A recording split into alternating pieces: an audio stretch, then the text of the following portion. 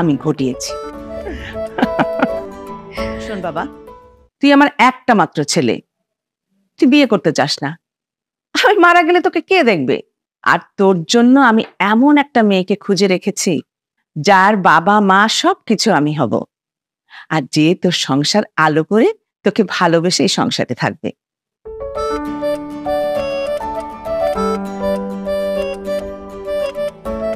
তুই সত্যি করে বলতো বাবা, ফারিয়াকে তোর পছন্দ না?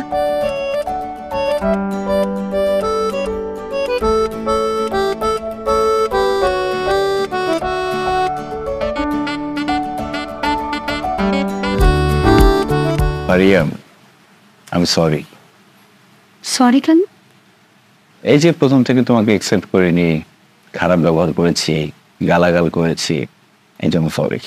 It's okay. It's not okay.